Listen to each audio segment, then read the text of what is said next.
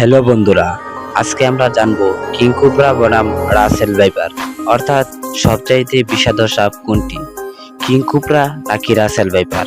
তাহলে চলুন ভিডিওটা শুরু করা যাক। বর্তমানে বাংলাদেশের আতঙ্কের আরেক নাম হচ্ছে রাসেল ভাইপার সাপ। তো বন্ধুরা, আপনারা যে সাপ নিয়ে এত আতঙ্কে আছেন, তো আপনারা কি জানেন সেই সাপ কামড় দিলে আপনি সর্বোচ্চ কয় ঘন্টা বাঁচতে পারবেন? তো চলুন সেটা জেনে নিই। একটি রাসেল ভাইপার সাপ কামড় দিলে সর্বোচ্চ আপনি 72 ঘন্টা বাঁচতে পারবেন। তারপর সময় মতো চিকিৎসা না দিলে আপনি মৃত্যুবরণ করতে পারেন। তো বন্ধুরা, চলুন আমরা এবার জেনে নেই রাসেল ভাইপার সাপ কেমন বিষাদর। এই সাপ সাধারণত বেশিরভাগ সময় চর অঞ্চলে দেখা যায়।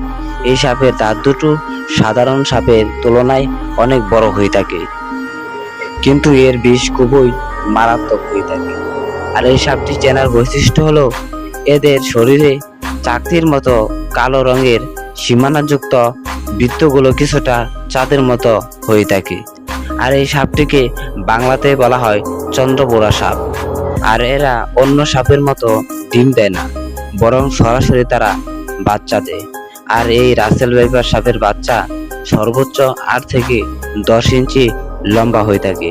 তো বন্ধুরা, আমরা তো জানলাম রাসেল ভাইপার সাপ কেমন বিষাদর সাপ। তো এবার আমরা জেনে নেই কিং কোবরার বিষয়ে। কিং কোবরা সাপটি বেশিরভাগ ভারতের জঙ্গলে দেখা যায়, মাঝে মাঝে বাংলাদেশেও দেখা যায়।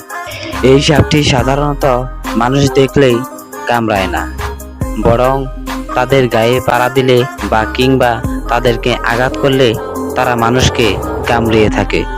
ভয়ঙ্কর কিং কোবরা দেখে মানুষ ভয় পায় কেন, তা আপনারা কি জানেন? এটি দক্ষিণ পূর্ব এশিয়ার মধ্য দিয়ে ভারত থেকে বন জঙ্গলের একটি বিষাদর বৃহত্তর এবং স্থানীয় একটি বিশেষ দৈর্ঘ্যতম বিষাক্ত সাপ।